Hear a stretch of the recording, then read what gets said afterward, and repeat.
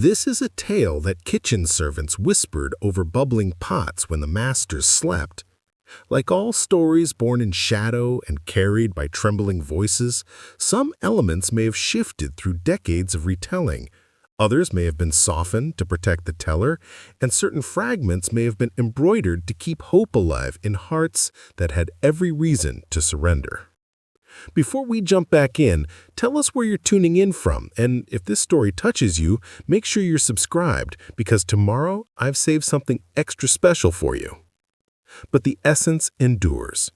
On the humid evening of September 15, 1854, an 18-year-old girl named Anna Catherine decided that justice would finally be served at the birthday table.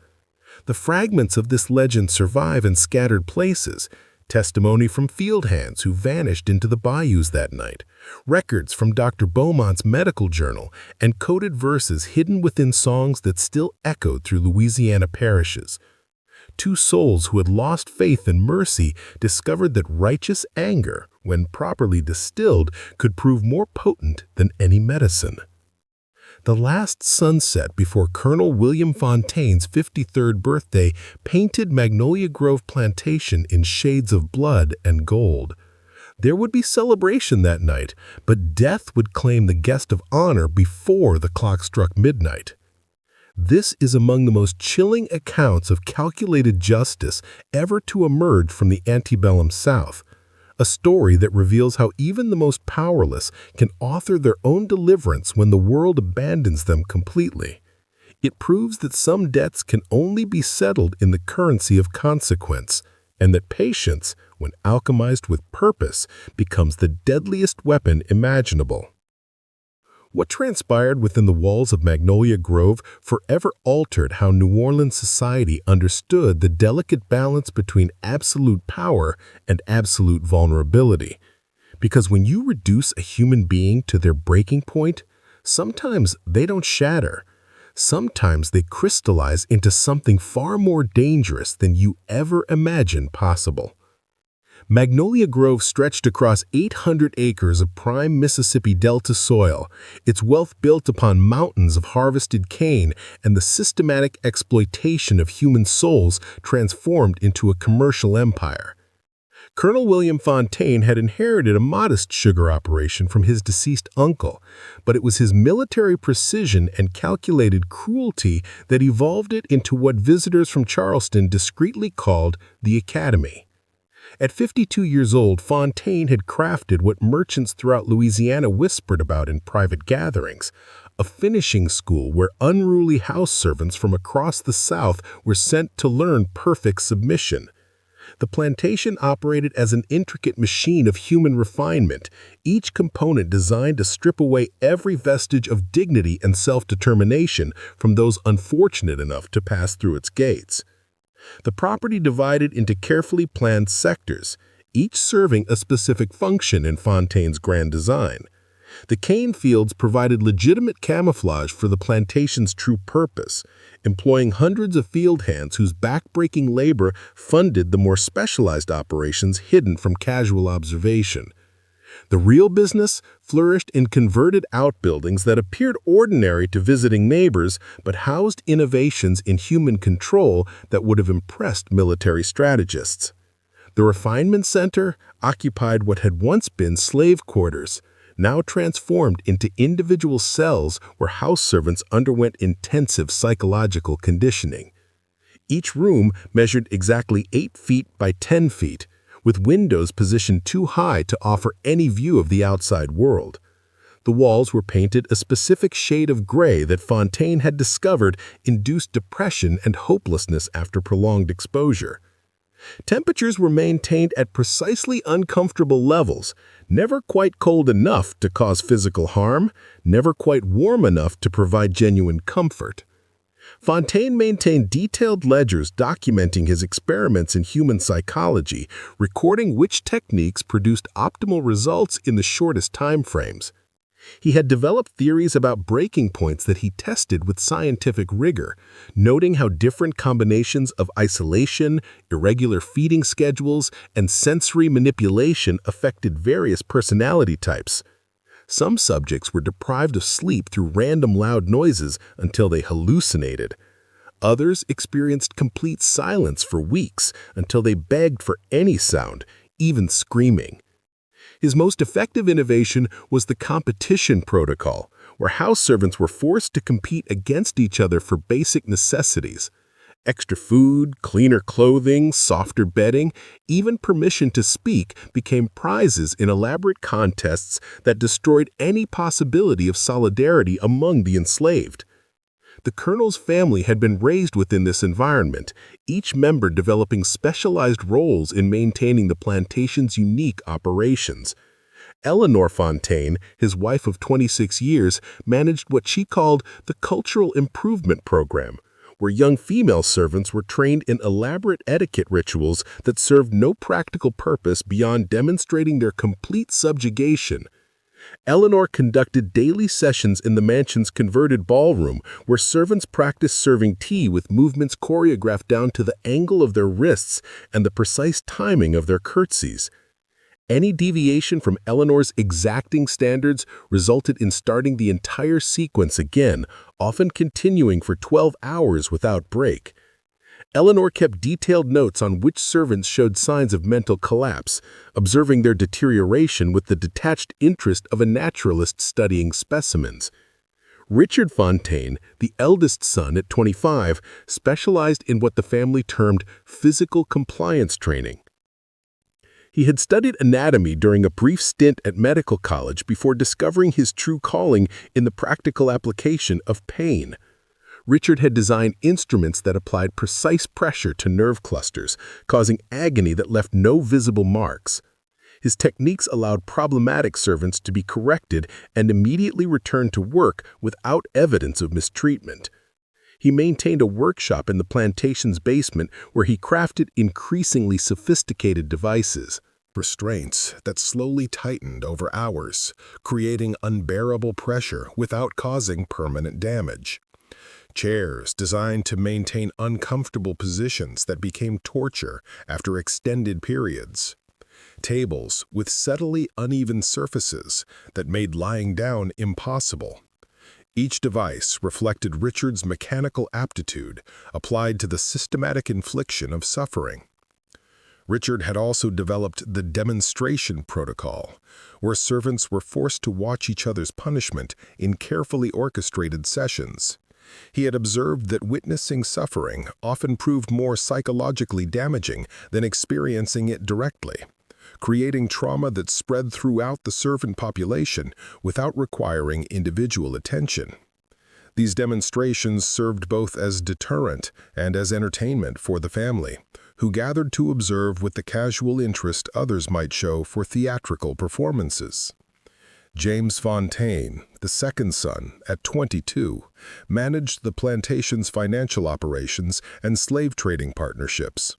He had transformed the buying and selling of human beings into a sophisticated commercial enterprise, maintaining relationships with dealers from Virginia to Texas. Preparing and narrating this story took us a lot of time, so if you are enjoying it, subscribe to our channel. It means a lot to us. Now back to the story. James specialized in identifying and acquiring servants with specific skills or physical characteristics that met client requirements from other plantations. His office contained maps marking slave markets throughout the South, detailed records of prices for different categories of human beings, and correspondence with plantation owners seeking particular types of workers. James had developed a grading system that evaluated servants based on intelligence, physical strength, psychological resilience, and aesthetic appeal, assigning numerical values that determined market price. He treated human beings with the same analytical detachment that others applied to livestock or agricultural commodities. James had established partnerships with medical colleges that required subjects for experimental procedures, providing damaged or aging servants to institutions that paid premium prices for human test subjects. These arrangements generated substantial additional revenue while disposing of servants who had outlived their usefulness to the plantation. The medical partnerships also provided James with access to pharmaceutical substances that proved useful in the plantation's psychological conditioning programs. Catherine Fontaine, the 19-year-old daughter, had developed the most psychologically sophisticated methods of all. She specialized in emotional manipulation, using false kindness and manufactured hope to break servants more completely than physical torture ever could. Catherine had discovered that offering small kindnesses, followed by their systematic withdrawal, created dependency and despair that proved more lasting than any external punishment. She conducted what she called mercy sessions, where servants were brought to her private sitting room for conversations that appeared sympathetic and understanding. Catherine would listen to their problems, offer false promises of improved conditions, and create the illusion that she genuinely cared about their welfare. These sessions built emotional dependency that Catherine then exploited, withdrawing her attention and kindness when servants failed to meet her expectations. Catherine maintained detailed psychological profiles of every house servant, noting their fears, hopes, family relationships, and emotional vulnerabilities. She used this information to craft personalized forms of psychological torture, targeting each individual's specific weaknesses with surgical precision. Her methods left no physical evidence, but created mental damage that lasted for years. The mansion itself served as a monument to wealth extracted from human misery. Imported crystal chandeliers cast rainbow patterns across walls, adorned with paintings purchased using profits from the sale of children. Persian rugs covered floors polished by hands that trembled from exhaustion and fear.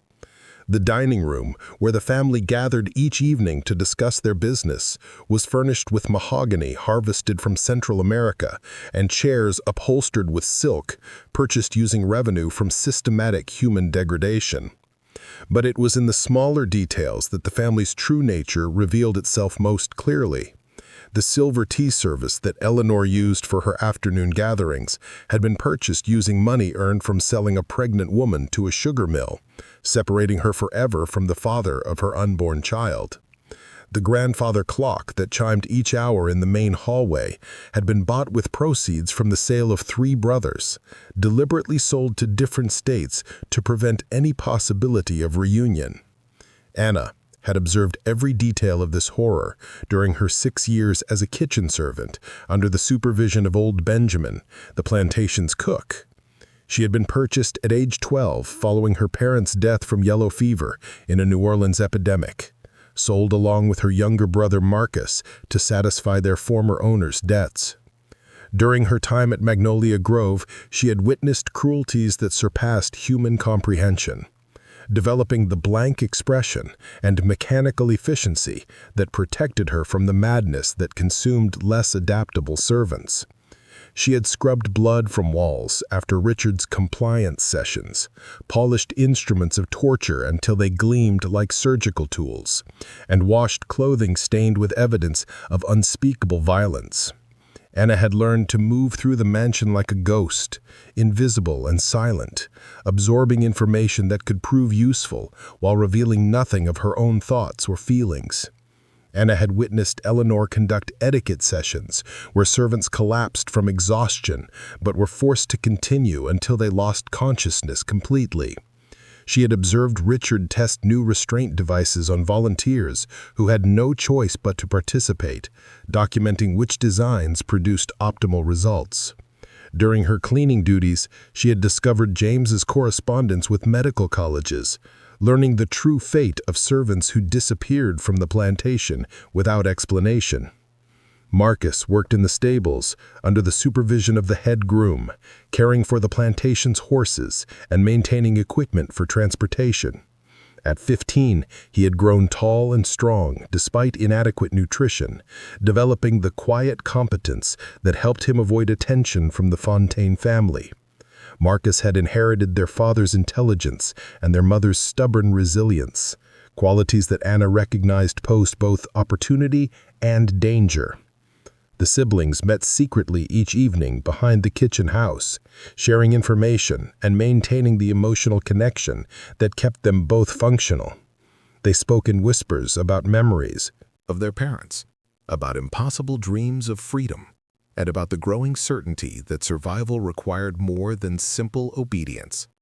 These conversations provided the only moments of genuine human connection available to either of them, precious interludes that they protected with careful planning and absolute discretion. During these nightly meetings, Anika shared details she had observed about the plantation's operations, while Marcus reported information gathered from conversations among the field hands and stable workers. They had gradually assembled a comprehensive understanding of the Fontaine family's business relationships, their daily routines, their individual weaknesses, and the broader network of plantations that supported their specialized operations.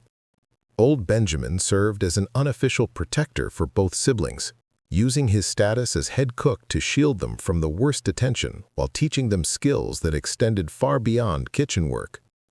Benjamin had worked at Magnolia Grove for over 30 years, arriving as a young man and surviving through careful observation, strategic silence, and accumulated knowledge that made him indispensable to the plantation's operations. Benjamin possessed extensive understanding of botanical medicine, knowledge passed down through generations of African healers and supplemented by decades of experimentation with plants native to Louisiana. He maintained a carefully tended herb garden behind the kitchen house, growing medicinal plants that he used to treat minor ailments among the enslaved population. This garden served as both practical resource and cover for more specialized botanical knowledge that Benjamin shared only with those he trusted completely. The kitchen where Anika worked served as the nerve center of the plantation's domestic operations, processing enormous quantities of food required to feed over 300 people daily.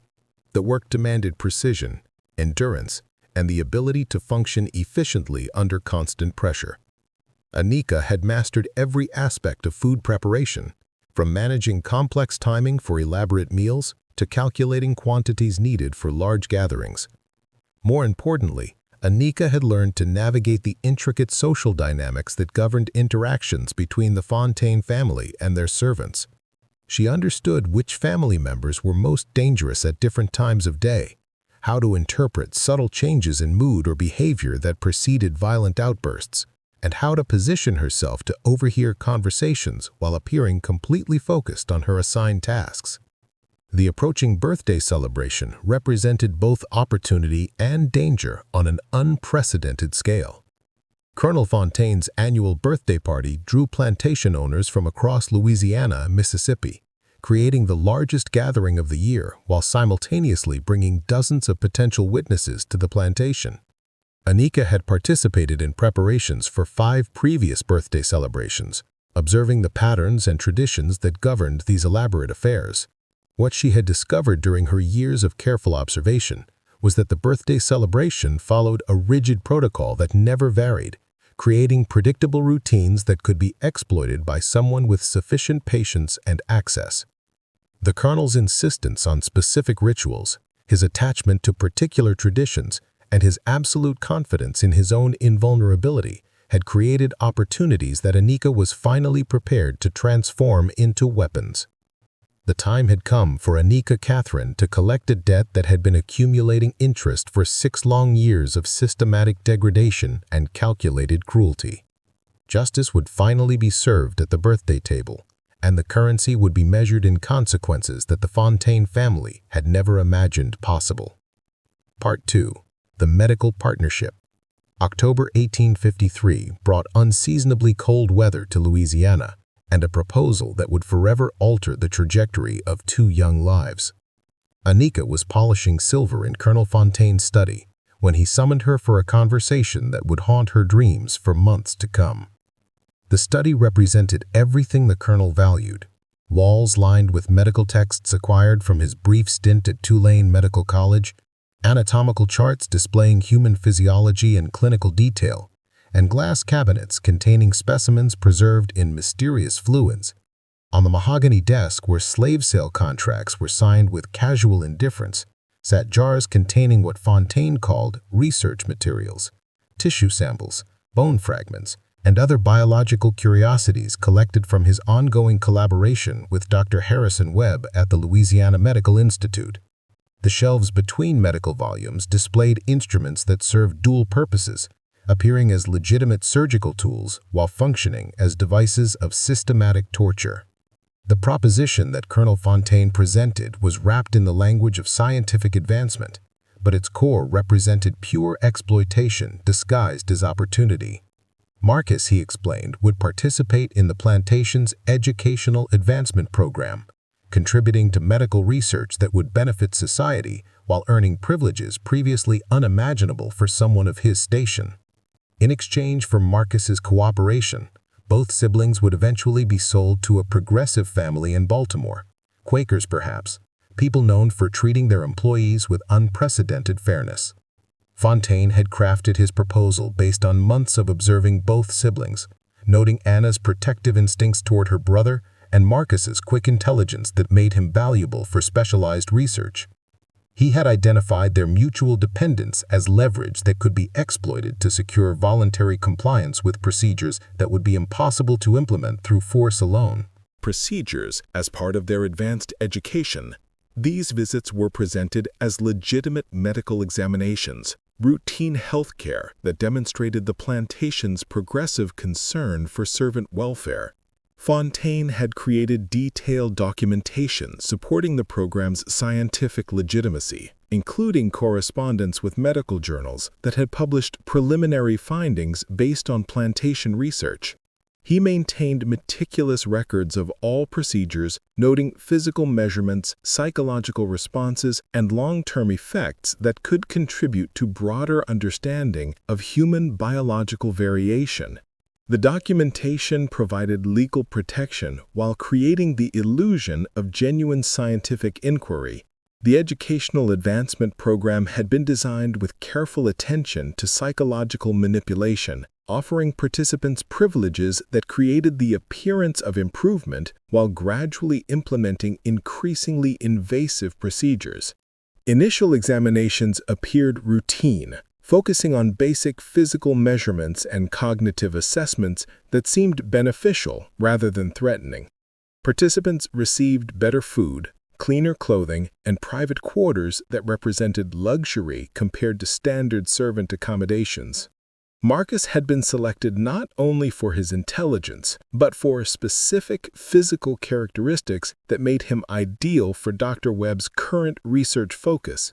At 15, he possessed the physical development necessary for studies comparing adolescent and adult physiological responses to various stimuli.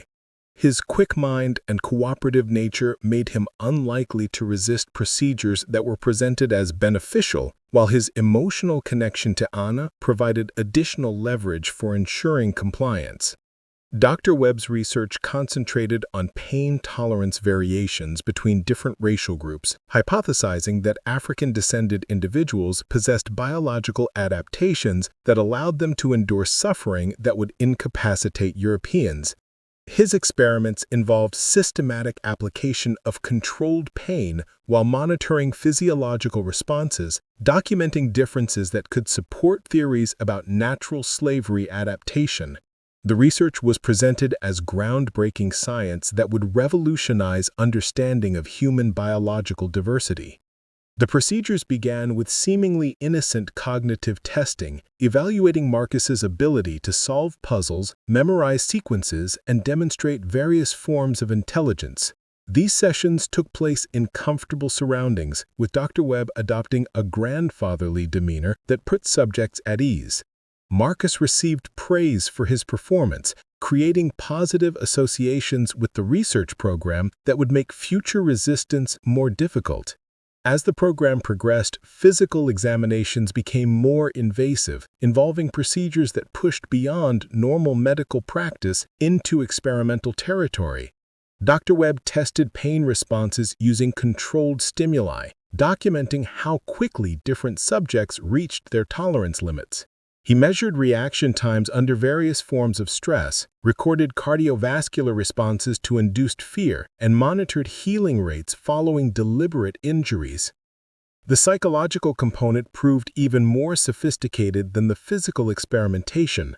Dr. Webb had developed techniques for measuring mental resilience under controlled trauma, observing how different personalities responded to carefully calibrated stress. He created artificial dilemmas where subjects were forced to choose between competing loyalties, documenting which decision-making patterns emerged under pressure.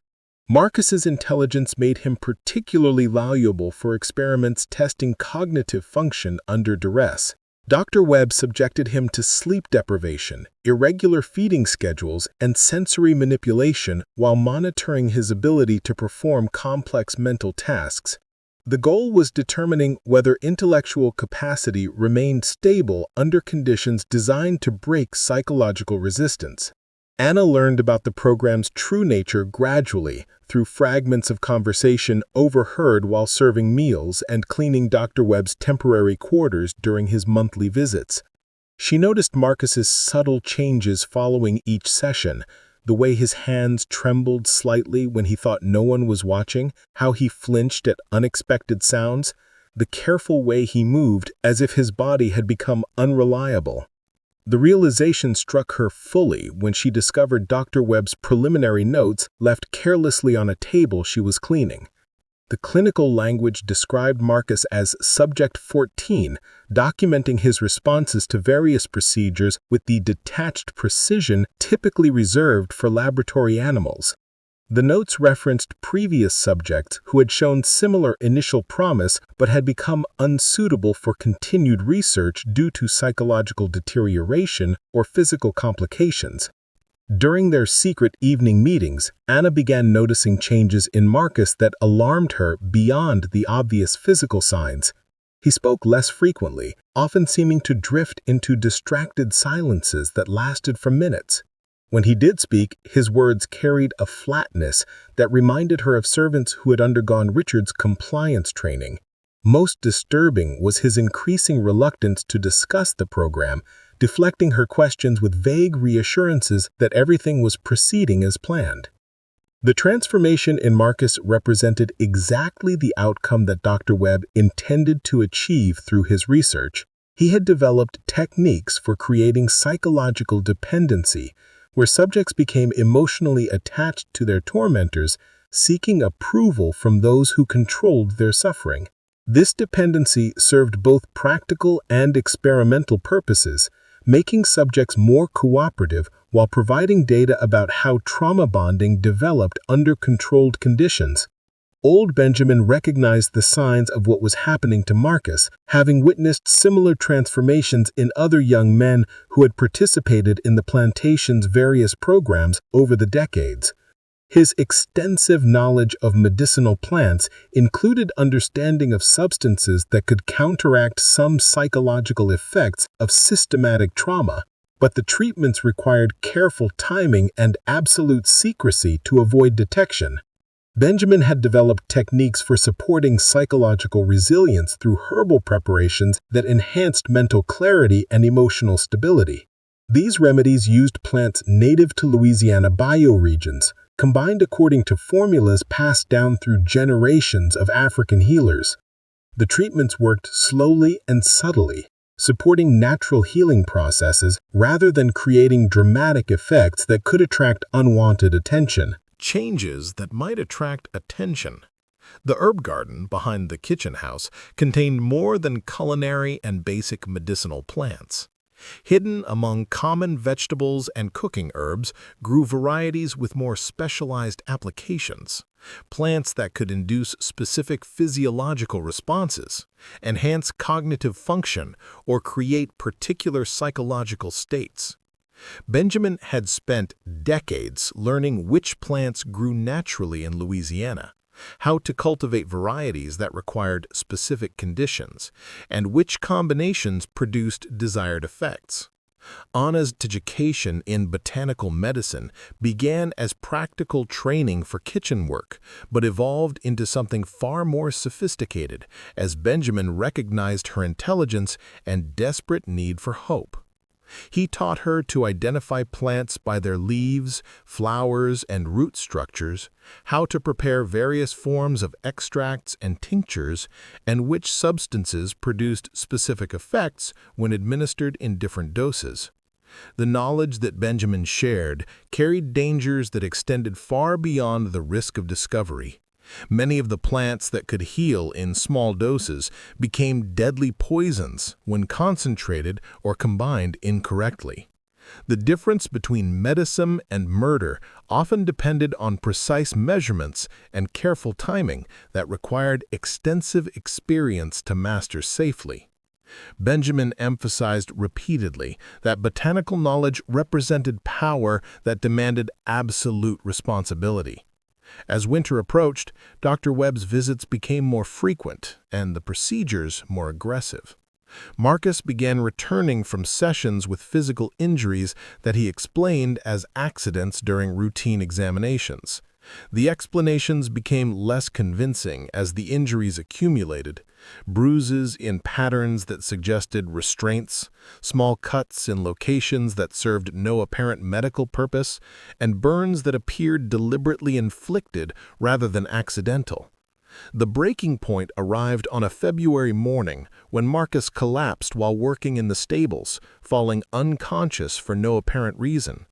When he regained consciousness several hours later, he seemed confused about where he was and had difficulty recognizing familiar faces.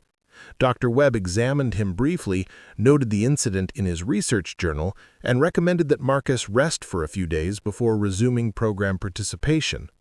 Anna discovered the true cause of Marcus's collapse when she found a vial of clear liquid hidden among Dr. Webb's medical supplies. The substance had no identifying label, but its smell reminded her of chemicals that Benjamin had warned her about during their botanical education sessions. When she described the odor to Benjamin, his expression became grim as he explained that the substance was used in small doses to induce temporary paralysis for surgical procedures, but could cause permanent brain damage if administered repeatedly.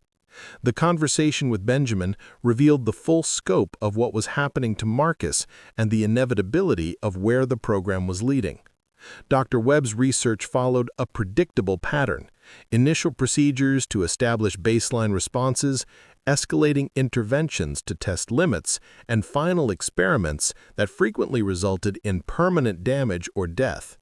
The subjects who survived typically suffered psychological or physical disabilities that made them unsuitable for normal work, resulting in their disposal through sale to institutions that required human specimens for teaching purposes.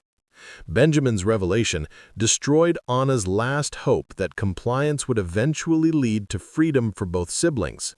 The promises that Colonel Fontaine had made were simply bait, designed to secure voluntary participation in procedures that would ultimately destroy Marcus completely.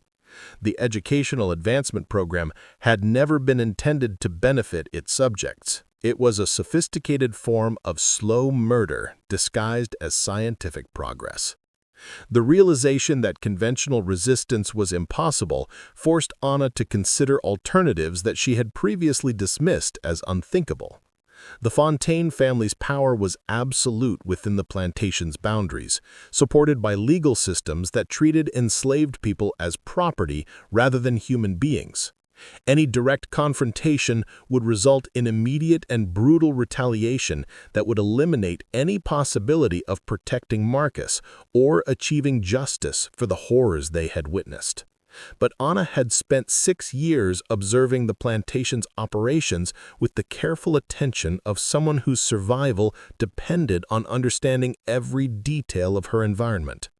She had mapped the daily routines that governed the Fontaine family's lives, identified their individual vulnerabilities and dependencies, and accumulated knowledge about their business relationships that could be transformed into weapons under the right circumstances. The solution that began forming in Anna's mind required patience, careful planning, and the botanical knowledge that Benjamin had been teaching her. It would demand perfect timing, absolute secrecy, and the willingness to accept consequences that would forever change her life, regardless of whether the plan succeeded or failed. Most importantly, it would require transforming her accumulated rage and desperation into a precision instrument capable of delivering justice that the legal system would never provide. Colonel Fontaine's 53rd birthday celebration represented the perfect convergence of opportunity and necessity. The annual gathering followed traditions that never varied, creating predictable patterns that could be exploited by someone with sufficient access and understanding. Anna's role in food preparation would provide the means, while the colonel's attachment to specific rituals would create the moment when justice could finally be served. The transformation from victim to instrument of justice began that February night when Anna accepted that hope for mercy was a luxury she could no longer afford. Marcus's life hung in the balance, and conventional resistance offered no possibility of salvation. The time had come to forge her own path toward liberation, regardless of the personal cost that such a journey would demand.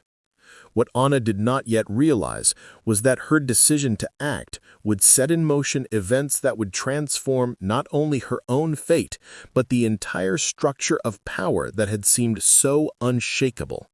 The seeds of the Fontaine family's destruction had already been planted through their own cruelty and systematic dehumanization. Anna would simply provide the catalyst that would allow those seeds to finally bear their terrible fruit. The weeks following Marcus's collapse marked a fundamental shift in Anna's understanding of her circumstances and the limited options available for altering them. Where she once had harbored illusions about eventual mercy or gradual improvement in their conditions, now she possessed the cold clarity that comes only to those who have Abandoned hope for salvation from external sources. This transformation from passive endurance to active planning would have been impossible without the guidance of old Benjamin, whose decades of survival had taught him that true resistance required patience, knowledge, and the ability to strike at precisely the right moment.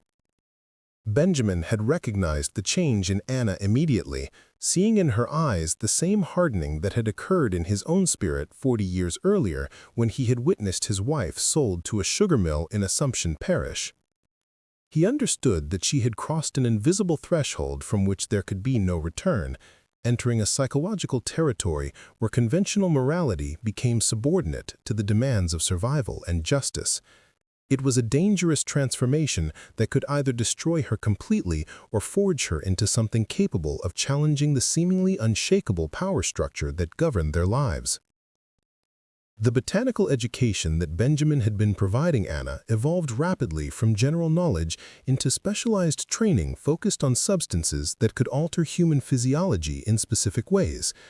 His herb garden behind the kitchen house contained far more than the culinary and medicinal plants that were visible to casual observers. Hidden among rows of ordinary vegetables and common healing herbs grew varieties with more dangerous applications, plants that had been carefully cultivated and preserved through generations of knowledge passed down from African healers who had understood the dual nature of botanical medicine. Benjamin's expertise extended beyond simple plant identification to encompass the complex chemistry of how different substances interacted with human biology. He had spent decades experimenting with various preparations, learning through careful observation which combinations enhanced desired effects and which created dangerous interactions that could prove fatal.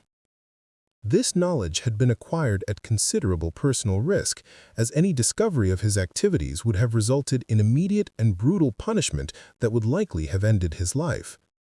The foxglove that grew wild throughout Louisiana's humid climate represented both opportunity and extreme danger, a plant whose beautiful purple flowers concealed one of nature's most potent cardiac poisons.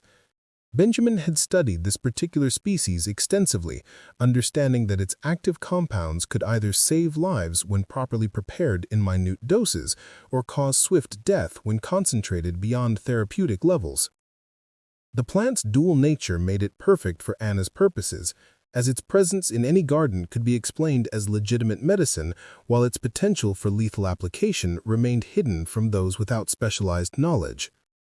The preparation of foxglove extract required precise timing and careful attention to numerous variables that could affect the final product's potency.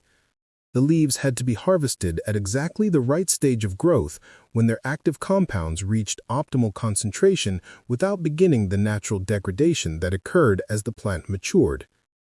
The drying process demanded specific temperature and humidity conditions that would preserve the essential alkaloids while preventing bacterial contamination that could alter the extract's effects. Benjamin taught Anna to recognize the subtle visual cues that indicated when foxglove leaves had reached peak potency, how to test small samples to gauge their strength, and which preparation methods produced the most reliable results. The knowledge was transmitted through seemingly innocent conversations about general gardening and cooking techniques, coded discussions that would appear meaningless to anyone who lacked the context to understand their true significance. The extraction process itself required equipment that had to be improvised from common kitchen implements, transforming ordinary pots and strainers into a sophisticated laboratory capable of producing pharmaceutical-grade preparations. Benjamin had developed techniques for creating concentrated tinctures using nothing more than heat, time, and careful observation of color changes that indicated when the process had reached completion. The entire operation could be conducted within the normal rhythm of kitchen work, appearing as routine food preparation to anyone who observed without understanding the true nature of what was being created. Anna's education encompassed not only the technical aspects of botanical preparation, but also the critical importance of dosage calculation and timing. Benjamin explained that foxglove's effects were cumulative, building up in the body over time until they reached levels that would overwhelm the heart's ability to function normally. This characteristic made the plant ideal for Anna's purposes, as a single dose would be insufficient to cause death, but multiple smaller doses administered over several hours would create a delayed effect that would make detection virtually impossible. The timing of foxglove poisoning could be controlled through careful manipulation of dosage and delivery method, allowing Anna to create a delayed reaction that would occur hours after the initial administration. This delay would provide crucial opportunities for establishing alibis and removing evidence, making it extremely difficult for anyone to connect the eventual death with its actual cause. Benjamin emphasized repeatedly that success would depend entirely on Anna's ability to remain calm and continue normal activities while the poison worked its way through the victim's system. Understanding Colonel Fontaine's daily routines became essential for developing a viable plan that could exploit his predictable behaviors while minimizing the risk of discovery. Anna had observed for 6 years that the colonel maintained rigid schedules that varied only during special occasions, following patterns that had become so automatic that he rarely deviated from them even when circumstances might suggest alternative approaches. His attachment to routine represented both strength and vulnerability, providing security through predictability while creating opportunities for those who understood how to exploit established patterns. The colonel's evening ritual centered around his private study, where he spent at least 2 hours each night reviewing correspondence, updating financial records, and consuming exactly 3 measures of French brandy from a crystal decanter that he personally refilled each week. The brandy represented one of his genuine pleasures, a luxury that he savored slowly while conducting business that required careful attention to detail. His attachment to this particular routine made it an ideal target for manipulation, as any interference with the brandy would be immediately noticeable, while any subtle alteration in its composition might go undetected until too late. The crystal decanter that contained the colonel's brandy was kept in a locked cabinet behind his desk, but Anna had observed the location of the key during her regular cleaning duties. The lock was ornamental rather than functional, designed more for appearance than security, reflecting the colonel's absolute confidence that no servant would dare interfere with his personal possessions. This arrogance created exactly the kind of vulnerability that Anna needed to exploit, providing access to a delivery method that would be virtually impossible to detect or trace. Anna's plan required not only access to the brandy, but also detailed knowledge of the colonel's consumption patterns that would allow her to predict exactly when the poison would take effect. Through careful observation, she had determined that he always consumed his first measure immediately upon entering the study, the second approximately 1 hour later, and the third just before retiring for the evening. This predictable timing would allow her to calculate dosages that would reach lethal levels precisely when the colonel was alone in his study, far from immediate medical assistance.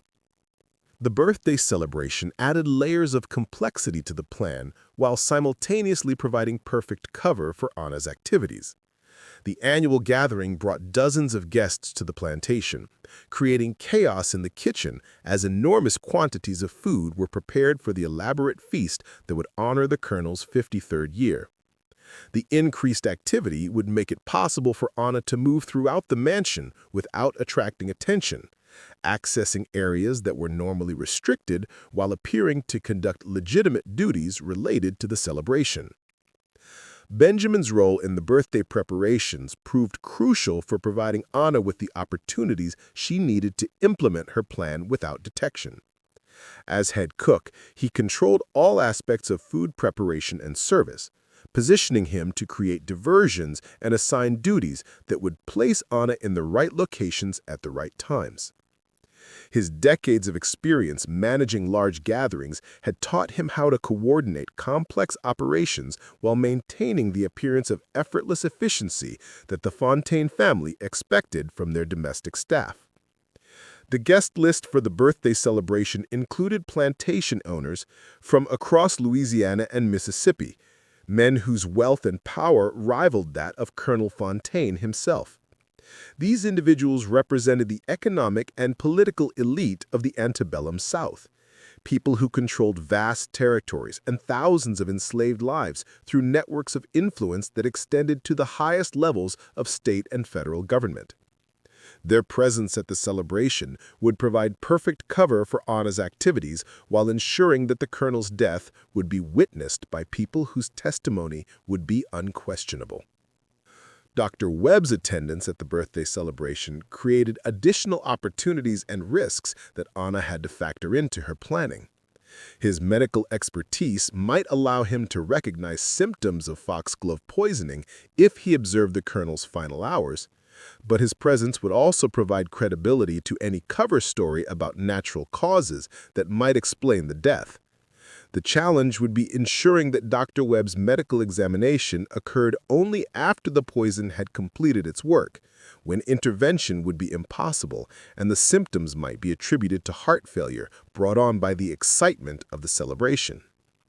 The preparation of the foxglove extract began 3 weeks before the birthday celebration, allowing sufficient time for the careful process that would produce a preparation potent enough to achieve Anna's purposes.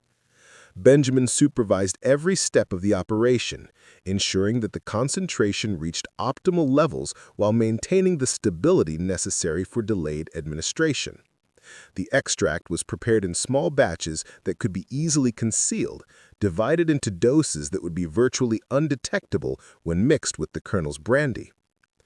Testing the extract's potency required extreme caution, as even small amounts could prove dangerous to the person conducting the experiments.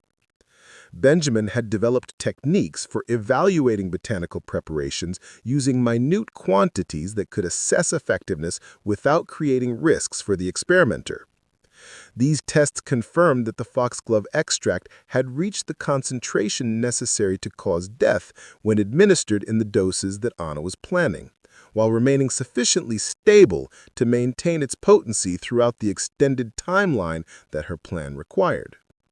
The psychological preparation for what Anna was planning proved more challenging than the technical aspects of poison preparation.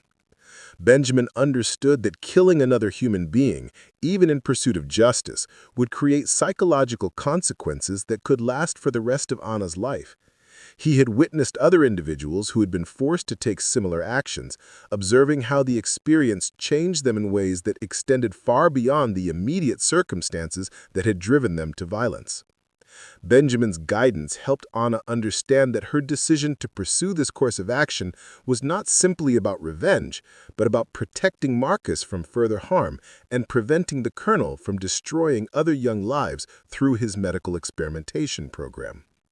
The moral framework that justified the killing was built upon the recognition that conventional justice was impossible within the existing legal and social structure, making personal action the only viable means of stopping ongoing atrocities that would otherwise continue indefinitely. The transformation that Anna underwent during these weeks of preparation was visible to anyone who knew how to recognize the signs of someone who had abandoned conventional morality in favor of a higher form of justice. Her movements became more purposeful, her observations more focused, and her interactions with the Fontaine family more carefully calculated to avoid suspicion while gathering the information necessary for her plan's success. She had become what Benjamin recognized as a human weapon, forged by necessity and tempered by desperation into something capable of challenging seemingly insurmountable power. Marcus's continued deterioration provided constant motivation for Anna to maintain her resolve despite the natural fears that accompanied her decision to attempt murder. Each day brought new evidence of the damage that Dr. Webb's experiments were inflicting on Marcus, from subtle changes in Marcus's personality to obvious physical symptoms that suggested permanent harm was already occurring. The urgency of his situation eliminated any possibility of delay or reconsideration, forcing Anna to proceed with her plan regardless of personal doubts or concerns. About potential consequences. The relationship between Anna and Benjamin evolved during this period from mentor and student to co-conspirators united by shared recognition that extraordinary circumstances required extraordinary responses. Benjamin's decision to support Anna's plan represented his own form of resistance against a system that had destroyed countless lives during his decades of forced servitude. His knowledge and experience provided the foundation for Anna's actions, while her courage and determination supplied the will necessary to transform botanical theory into lethal practice. The final preparations for the birthday celebration began 1 week before the event, as the kitchen became a center of intense activity focused on producing the elaborate feast that would honor Colonel Fontaine while providing cover for Anna's lethal intentions. Benjamin orchestrated every aspect of the preparation with the precision of a military commander, creating opportunities for Anna to access the colonel's study while ensuring that her activities would appear completely normal to anyone who observed them. The stage was being set for a performance that would end with the death of one of Louisiana's most powerful men, killed by a teenage girl who had been dismissed as powerless property, unworthy of serious consideration. The irony of the situation was not lost on either Anna or Benjamin, as they recognized that the colonel's own arrogance and systematic dehumanization of his servants had created the conditions that would ultimately lead to his destruction. His absolute confidence in his own invulnerability had blinded him to the possibility that those he considered his property might possess the intelligence, determination, and opportunity necessary to strike back against their oppressor. The birthday celebration that was meant to demonstrate his power and success would instead become the stage for his downfall, orchestrated by the very people he had spent years trying to break completely. The morning of September 15, 1854, dawned with oppressive humidity that hung over Magnolia Grove like a burial shroud, but there was an electric tension in the air that only those who had learned to read the subtle signs of approaching violence could detect. Arrangement. Marcus spoke about the research program with mechanical enthusiasm that echoed the language used by his handlers, describing opportunities and advantages that he had obviously been taught to recite. His eyes held a flatness that Honor recognized from other servants who had undergone systematic psychological manipulation until their own thoughts became indistinguishable from those implanted by their oppressors. The conversation took place in the main parlor under the watchful observation of Richard Fontaine, eliminating any possibility of honest communication between the siblings. Anna was forced to maintain an expression of supportive enthusiasm while her heart shattered at the recognition that Marcus had already been lost to her in every way that mattered. The young man who spoke about his exciting future bore only superficial resemblance to the brother with whom she had shared dreams and fears during their secret evening meetings behind the kitchen house. Marcus's departure occurred with the efficient brutality that characterized all of the Fontaine family's business dealings. Dr. Webb's carriage arrived precisely on schedule, accompanied by two assistants who supervised the loading of Marcus's few possessions and ensured that the transfer proceeded without complications. Anna was permitted to embrace her brother briefly, a moment that felt like attending his funeral while he still drew breath. The finality of watching Marcus disappear down the plantation's main drive in Dr. Webb's carriage marked the end of Anna's last connection to hope for conventional resolution of their circumstances. The brother who had represented her primary motivation for enduring 6 years of systematic degradation was now beyond her protection, delivered into the hands of people who would complete the destruction that had already begun during his months of participation in the Educational Advancement Program. The birthday celebration preparations continued with relentless momentum despite the morning's traumatic events, as Eleanor Fontaine had made clear that domestic disruptions would not be permitted to interfere with the day's festivities. Anna was expected to resume her normal duties immediately, serving guests and maintaining the appearance of devoted service while processing the psychological devastation of losing Marcus to circumstances beyond her control.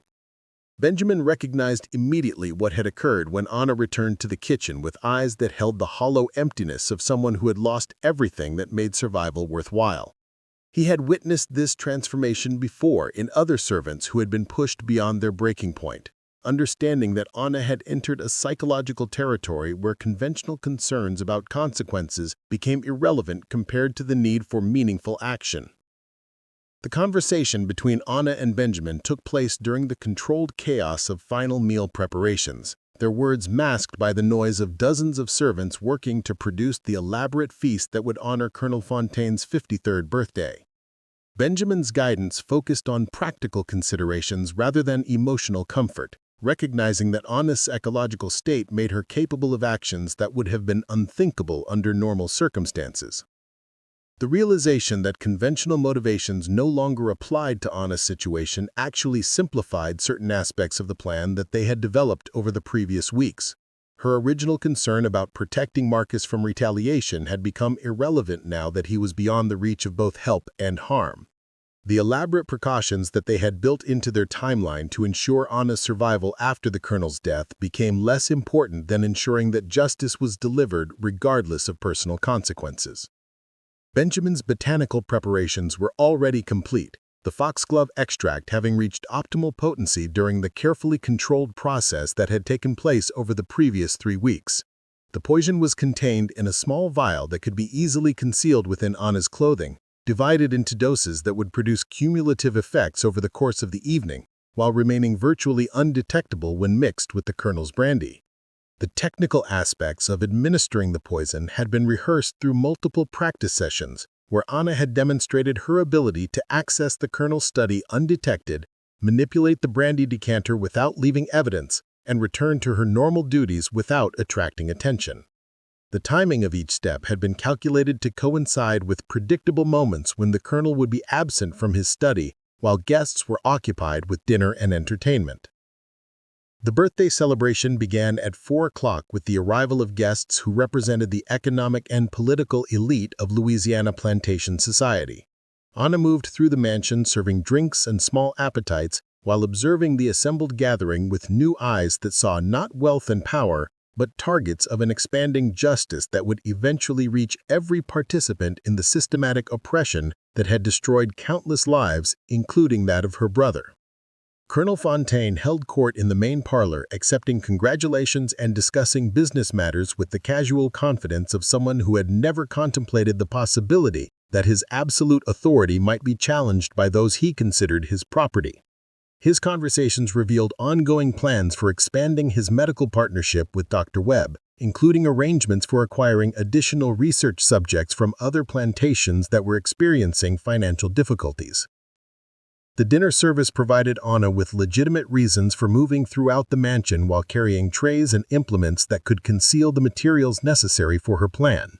The elaborate feast required constant attention from all domestic staff, creating the controlled chaos that would make her temporary absence from the kitchen virtually unnoticeable to anyone who was not specifically watching for unusual behavior. Eleanor Fontaine's management of the celebration's social aspects demanded perfection from every servant involved in the evening's activities, but her focus on orchestrating conversations and entertainment among the guests created opportunities for Anna to access areas of the mansion that were normally restricted. The pressure to maintain flawless service actually worked in her favor, as any minor irregularities would be attributed to the stress of managing such an elaborate event.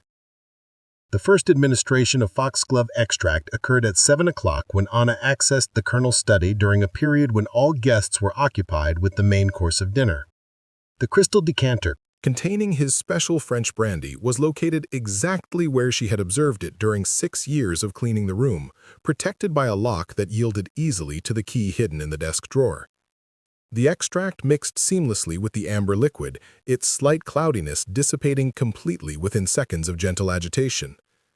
The dosage that Anna administered represented approximately 1/3 of the total amount necessary to cause death, calculated to begin affecting the colonel's cardiovascular system while remaining below the threshold that would produce immediately noticeable symptoms.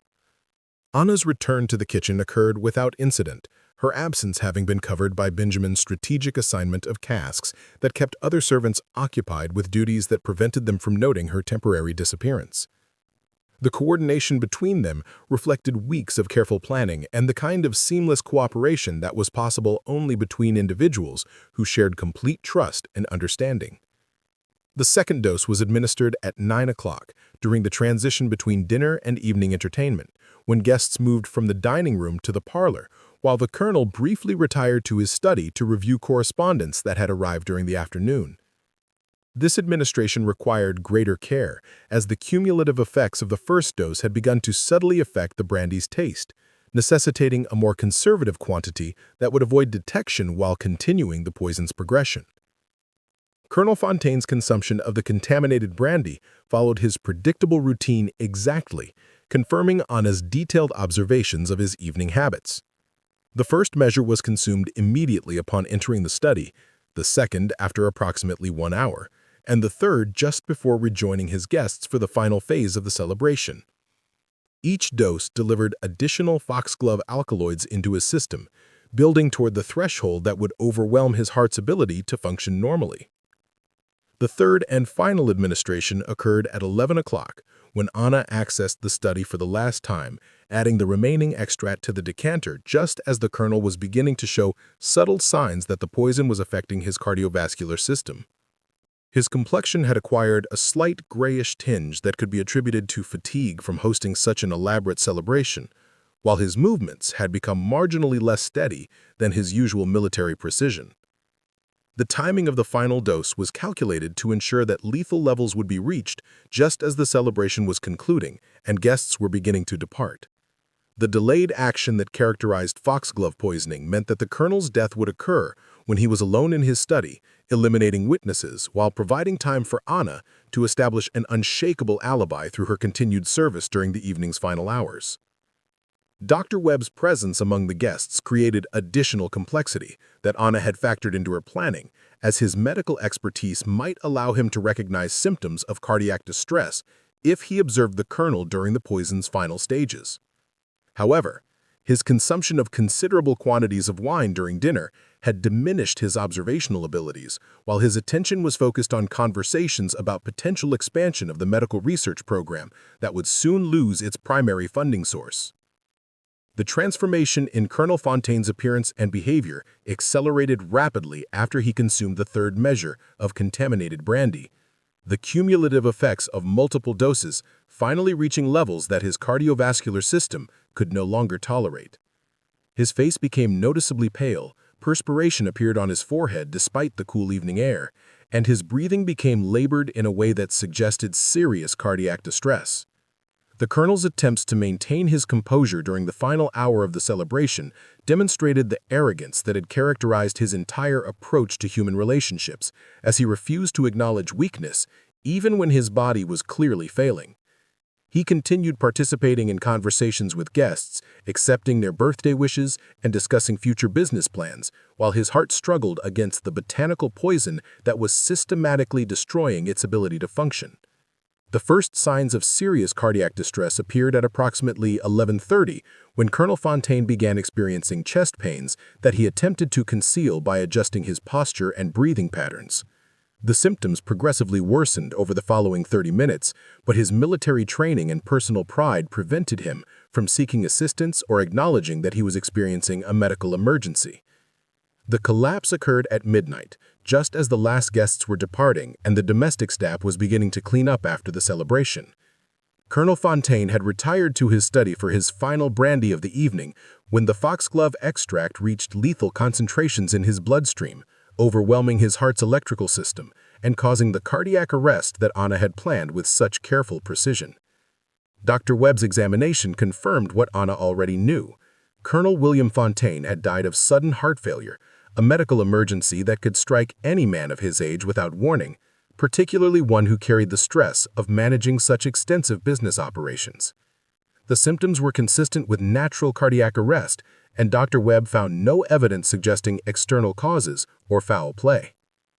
Eleanor Fontaine's reaction to her husband's death combined genuine grief with immediate concern about the plantation's future operations, demonstrating the practical mindset that had made her such an effective partner in his business ventures.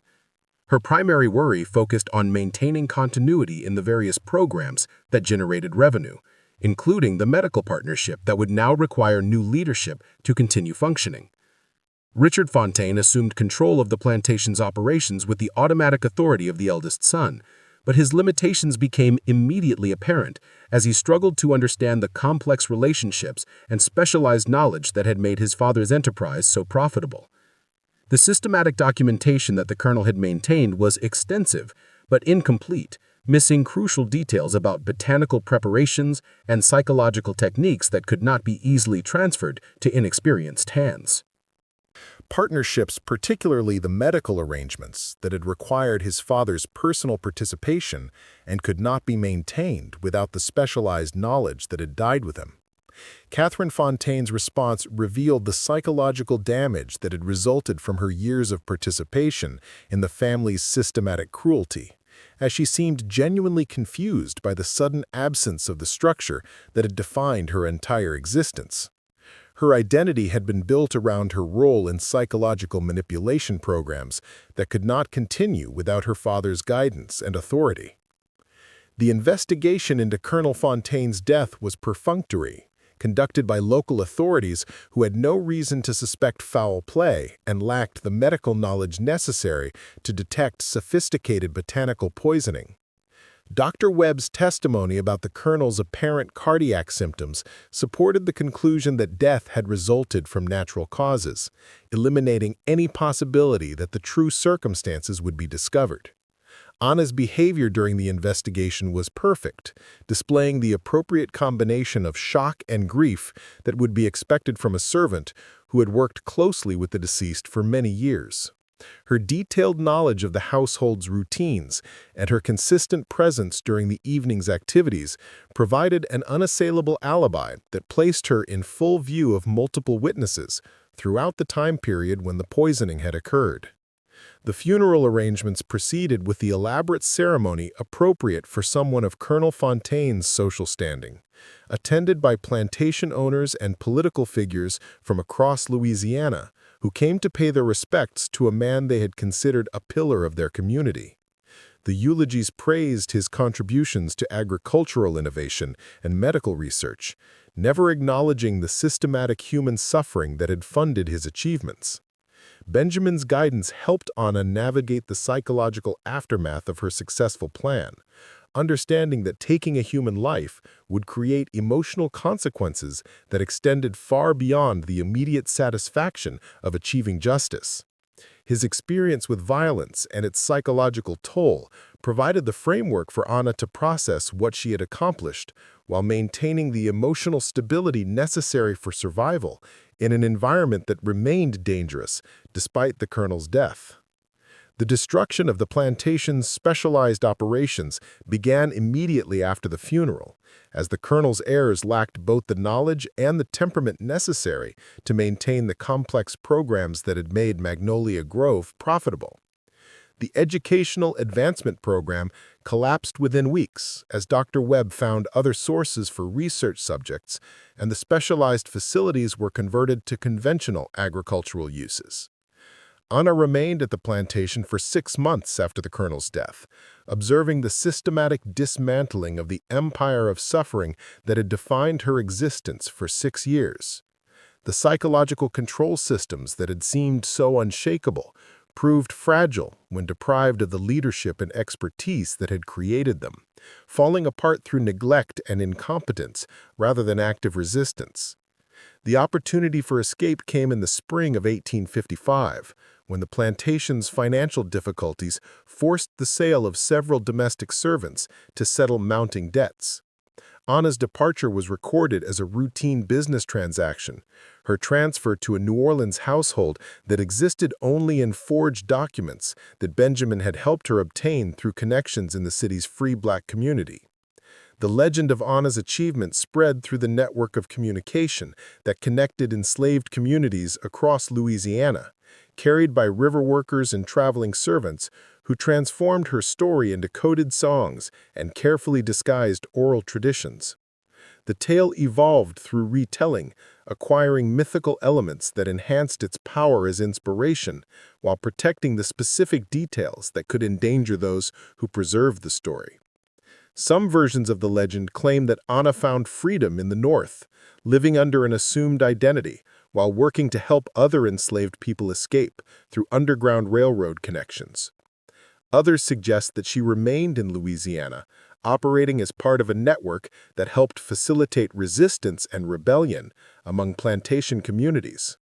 A few whisper that she became a practitioner of traditional healing, using the botanical knowledge that Benjamin had taught her to help rather than harm.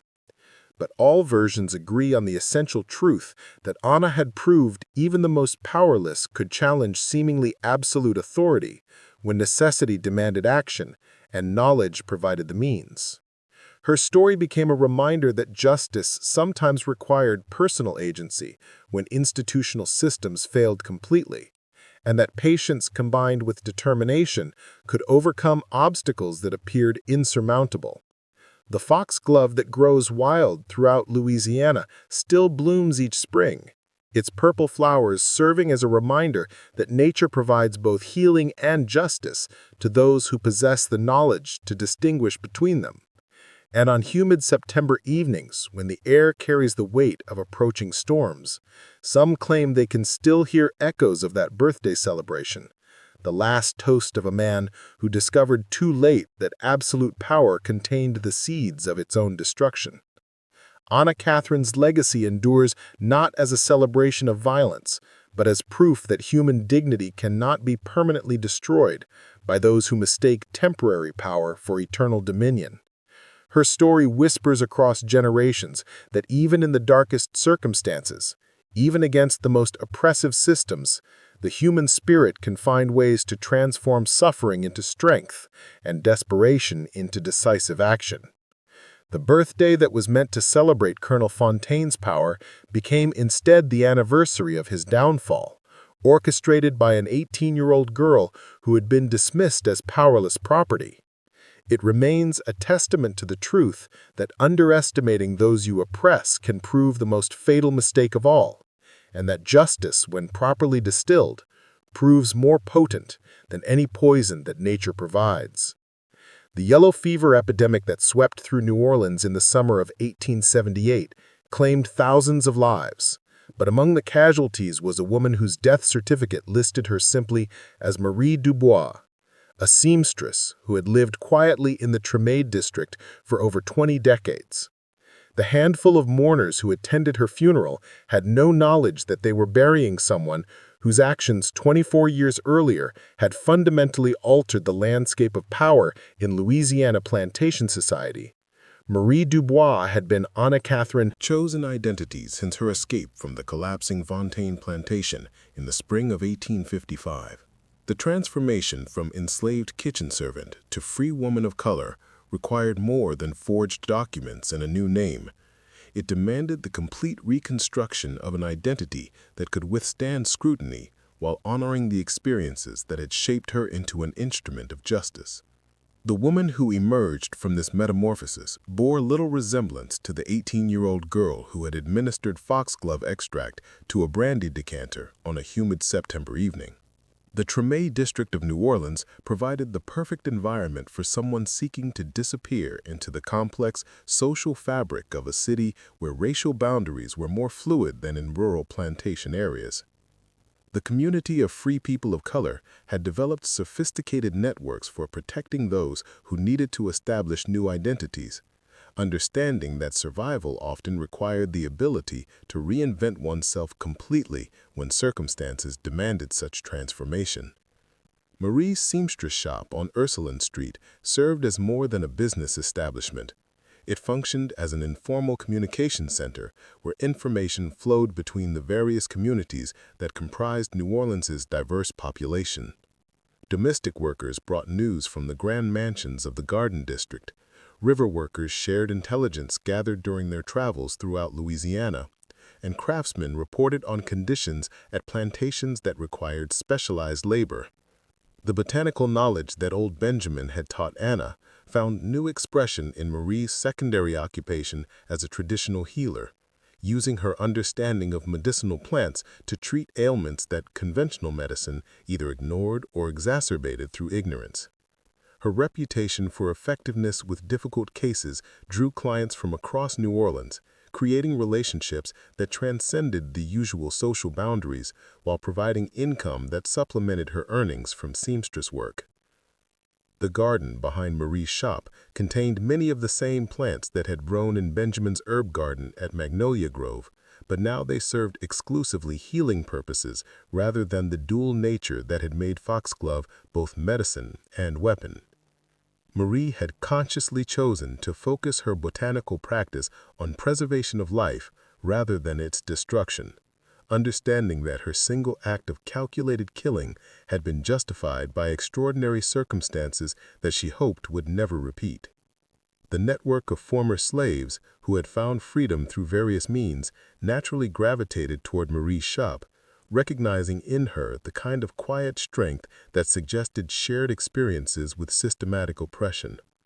These relationships evolved gradually into an informal support system that helped newcomers navigate the complexities of establishing independent lives while avoiding the attention of authorities who remained suspicious of freed Black people. Marie's involvement in what would later be called Underground Railroad activities began accidentally when a desperate woman arrived at her shop seeking help for injuries that clearly resulted from severe abuse. The request for assistance led to connections with established networks that facilitated escape for enslaved people, and Marie discovered that her combination of botanical knowledge, business connections, and personal experience with plantation operations made her uniquely valuable to these efforts. The intelligence that Marie gathered through her various activities revealed the long-term consequences of Colonel Fontaine's death and the systematic collapse of the specialized programs that had made Magnolia Grove so profitable. Other plantation owners had attempted to replicate Fontaine's methods without understanding the psychological principles that had made them effective, resulting in expensive failures that damaged their operations without producing the desired results.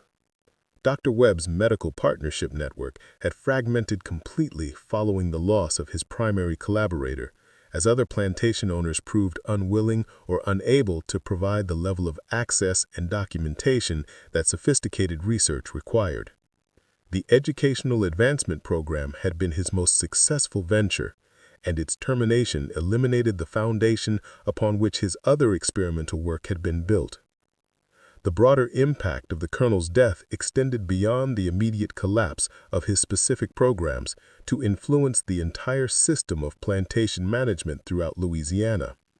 The mystery surrounding his sudden cardiac arrest had created anxiety among other plantation owners about their own vulnerability, leading to increased security measures and modified routines that reduced the efficiency of their operations while failing to address the fundamental problems that made such measures necessary. Marie's careful observation of these developments confirmed that her single act of justice had created ripple effects that extended far beyond her original intentions. The psychological impact on the plantation owner class had been more significant than the practical consequences, as the possibility that their absolute authority could be challenged by those they considered property introduced an element of uncertainty that undermined the confidence necessary for maintaining oppressive systems. The stories that circulated about Anna's achievement had evolved through years of retelling into multiple versions that served different purposes for different communities. Some emphasized the technical aspects of botanical poisoning, providing practical knowledge that could be applied in similar circumstances. Others focused on the psychological transformation that had enabled a seemingly powerless individual to challenge absolute authority through careful planning and patient execution.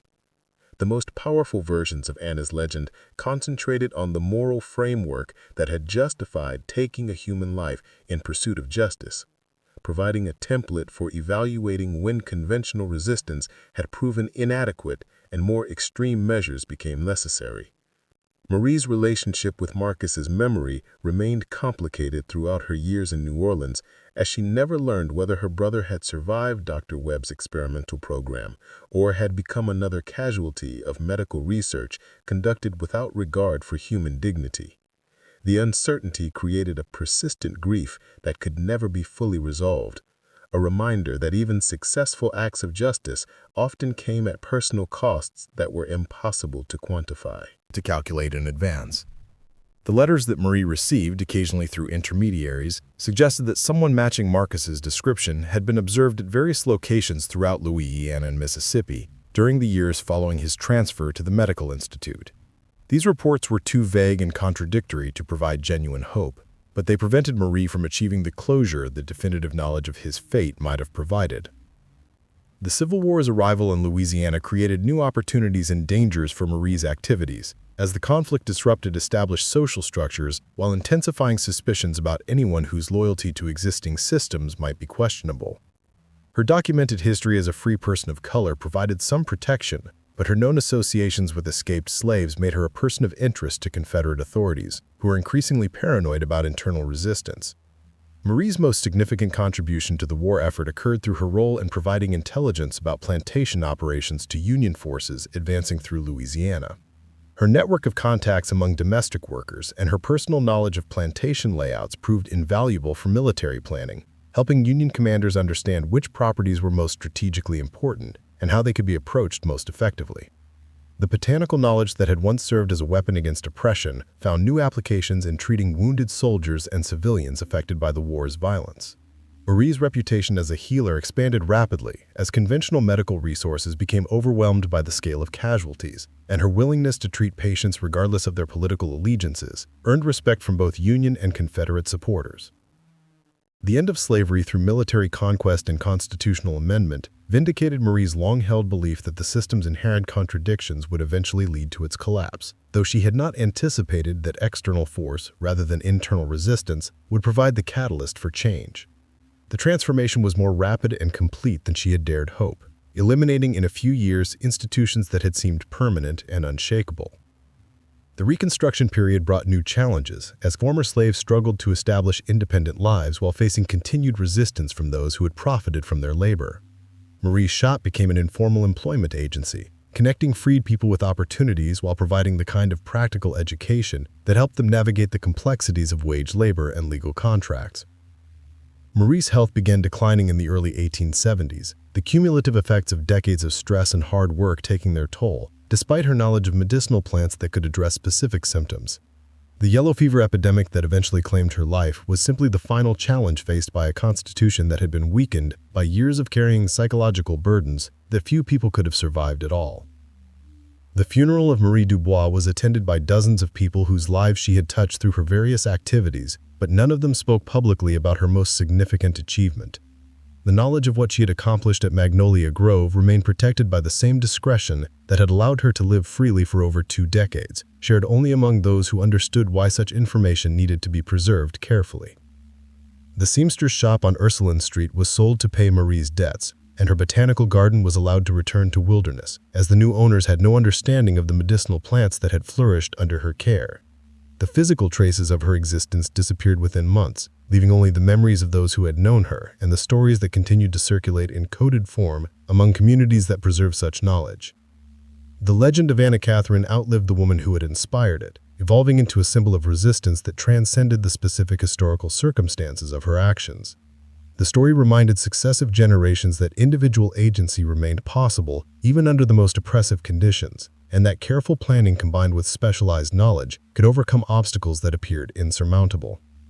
The foxglove that grows wild throughout Louisiana continues to bloom each spring, its purple flowers serving as an unintentional memorial to a young woman who discovered that nature provides both healing and justice to those who possess the wisdom to distinguish between appropriate applications. The plant's dual nature reflects the complexity of moral choices faced by those who live under systematic oppression, where survival sometimes requires actions that would be unthinkable under normal circumstances. Modern historians studying the antebellum period occasionally encounter references to the sudden death of Colonel William Fontaine and the subsequent collapse of his innovative plantation programs, but they lack the context necessary to understand the true significance of these events. The official records present his death as a routine medical emergency, and the plantation's decline as a predictable consequence of losing experienced leadership. The truth remains hidden in oral traditions that continue to be preserved by communities that understand the importance of remembering how previous generations had challenged seemingly absolute power through intelligence, determination, and willingness to accept personal sacrifice in pursuit of justice. These stories serve not as encouragement for violence, but as reminders that human dignity cannot be permanently suppressed by those who mistake temporary advantage for eternal dominion. Anna Catherine's legacy endures in the recognition that even the most powerless individuals possess the capacity for actions that can reshape the world around them when necessity demands such intervention and knowledge provides the means. Her story whispers across generations that patience, when properly applied, becomes the foundation for justice that may be delayed but cannot be permanently denied. The birthday celebration that was meant to demonstrate Colonel Fontaine's power became instead the anniversary of his downfall, proving that those who build their authority on the systematic dehumanization of others ultimately create the conditions for their own destruction. It remains a testament to the truth that underestimating the intelligence and determination of those you oppress can prove the most fatal mistake of all. The seamstress named Marie Dubois took to her grave the satisfaction of knowing that her single act of calculated justice had contributed to the eventual collapse of an entire system of oppression. Though she could not have foreseen that her personal victory would be followed within a generation by the complete abolition of slavery throughout the United States, her story demonstrates that individual acts of resistance can have consequences that extend far beyond their immediate circumstances, inspiring others while weakening the psychological foundations upon which unjust systems depend. In the end, Anna Catherine achieved something more lasting than simple revenge. She proved that human dignity possesses a power that transcends even death, and that those who dedicate their lives to the systematic destruction of others' humanity ultimately discover that they have been constructing the instruments of their own downfall. Her legacy lives not in the taking of a single life, but in the preservation of a truth that oppressors throughout history have tried unsuccessfully to suppress, that the human spirit, when properly focused, can overcome any obstacle that stands between it and justice. The discovery of Marie Dubois' true identity occurred entirely by accident in 1923, when a demolition crew renovating the old seamstress shop on Ursuline Street found a hidden compartment beneath the floorboards. Inside lay a collection of items that would have meant nothing to most people: dried plant specimens carefully preserved in glass vials, a leather journal written in a mixture of French and coded symbols, and a small crystal vial that still contained traces of a substance that botanical experts would later identify as concentrated foxglove extract. The journal proved to be the key that unlocked decades of carefully guarded secrets, written in Marie's own hand during the final years of her life, when failing health had made her concerned about preserving knowledge that might otherwise die with her. The entries revealed not only her true identity as Anna Catherine, but also detailed accounts of the Underground Railroad network that had operated through her shop, the intelligence gathering that had supported Union forces during the Civil War, and most remarkably, a complete confession of how she had poisoned Colonel William Fontaine on his 53rd birthday. Professor Eleanor Treadwell of Tulane University, the historian who was called in to examine the journal, initially dismissed the poisoning confession as the fantasy of an elderly woman whose mind had been affected by illness.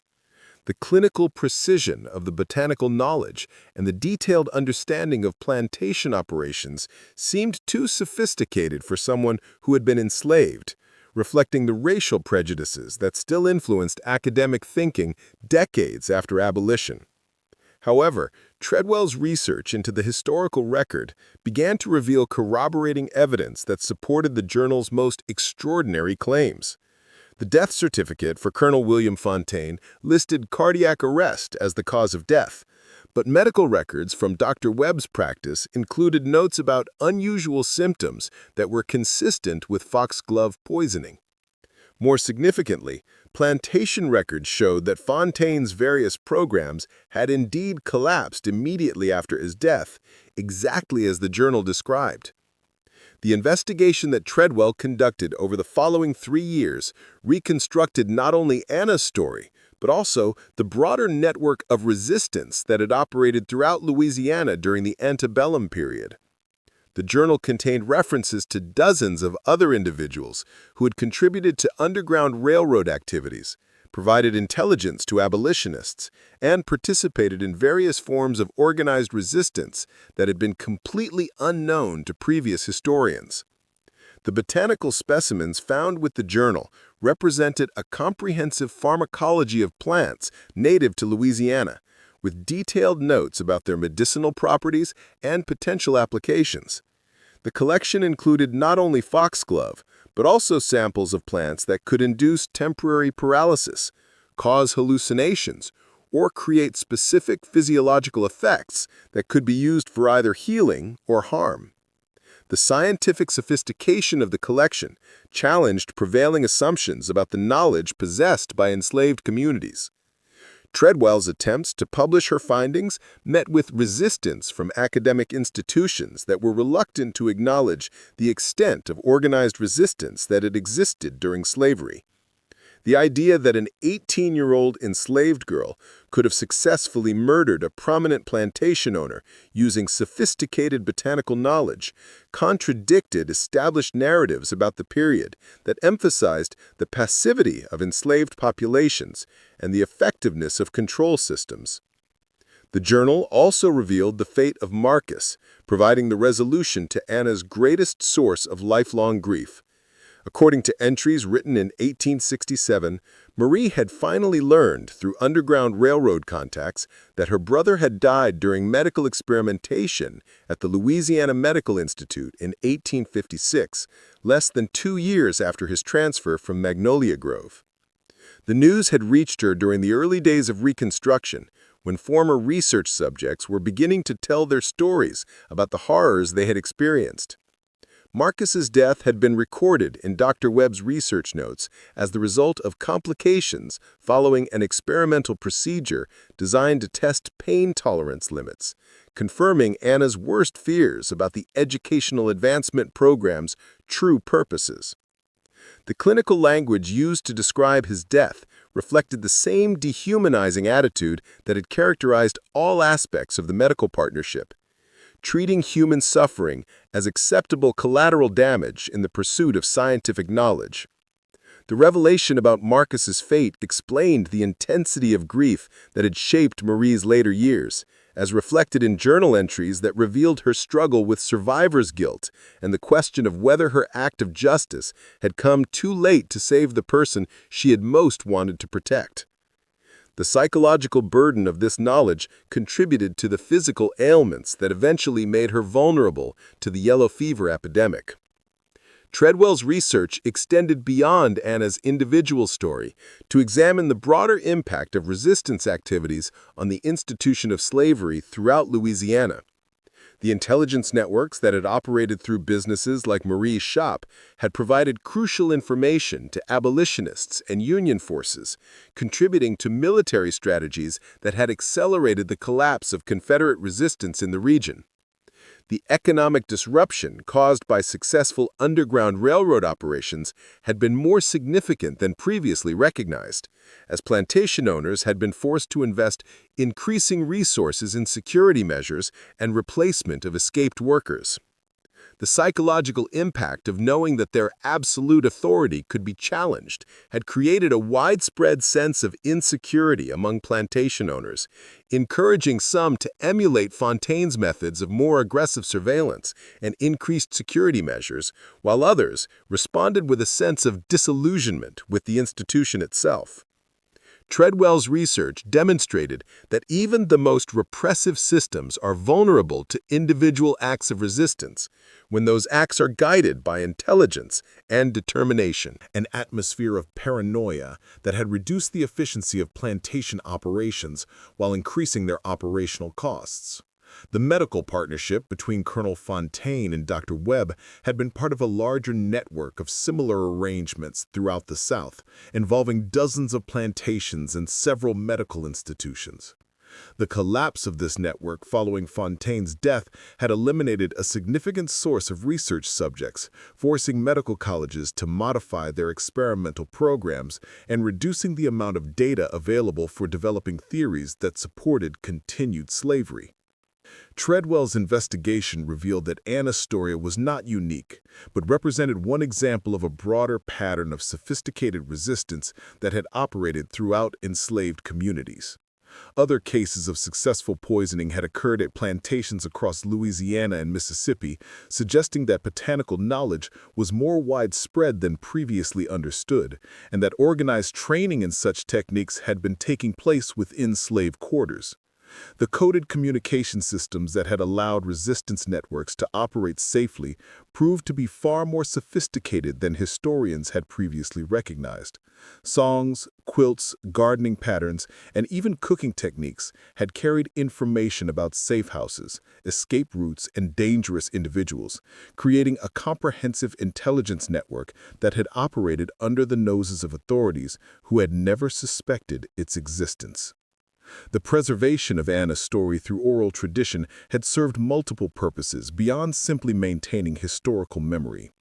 The legend had provided psychological support to enslaved communities by demonstrating that resistance was possible even under the most oppressive conditions, while also serving as a practical guide for those who might need to apply similar methods under comparable circumstances.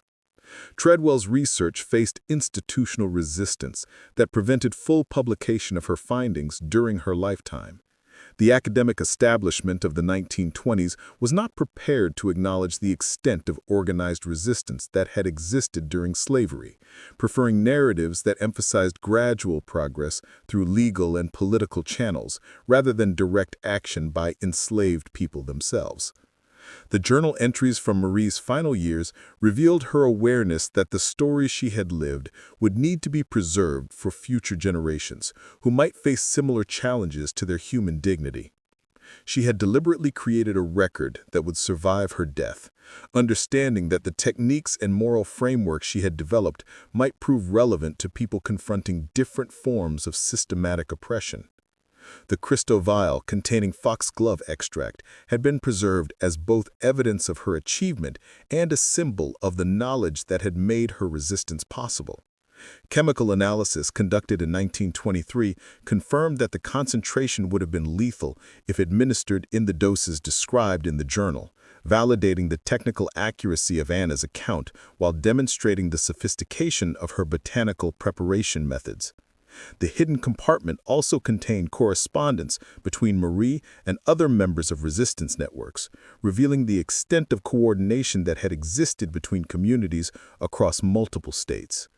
Letters written in coded language discussed everything from safe house locations to techniques for avoiding detection, creating a picture of organized resistance that was far more extensive than previous historical accounts had suggested.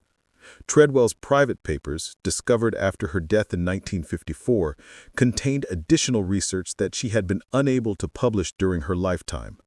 Her investigation had identified at least 12 other cases of successful plantation owner deaths that showed patterns consistent with poisoning, suggesting that Anna's achievement had been part of a broader campaign of resistance that had never been recognized by contemporary authorities. The impact of these resistance activities on the psychology of the plantation owner class had been significant enough to influence legislation and business practices throughout the antebellum period. Increased security measures, modified daily routines, and expanded surveillance systems had all resulted from the anxiety created by the possibility that their authority could be challenged by those they considered property. The legacy of Anna's resistance extended beyond the immediate historical period to influence later movements for civil rights and social justice. Her story provided a template for understanding how individual acts of courage could contribute to broader social transformation, even when their immediate impact seemed limited to specific circumstances. The botanical knowledge that had made Anna's resistance possible had been preserved within communities that understood its dual nature as both healing tool and potential weapon. This knowledge had continued to be passed down through generations, serving peaceful purposes while maintaining the potential for defensive applications when necessary. Marie Dubois had died knowing that her act of justice had contributed to the eventual collapse of the system that had destroyed her brother and countless others. But she could not have foreseen that her story would continue to inspire resistance against oppression for generations after her death. Her journal's final entry, written just days before she succumbed to yellow fever, expressed hope that future generations would find less violent means of achieving justice while maintaining the courage to act decisively when circumstances demanded such intervention. The seamstress shop on Ursuline Street was eventually converted into a small museum dedicated to preserving the history of resistance during slavery, though Anna's specific story remained largely unknown until the discovery of her journal. Today, the building serves as a reminder that the most significant acts of historical resistance often occurred in humble settings, carried out by people whose courage far exceeded their social status or apparent power.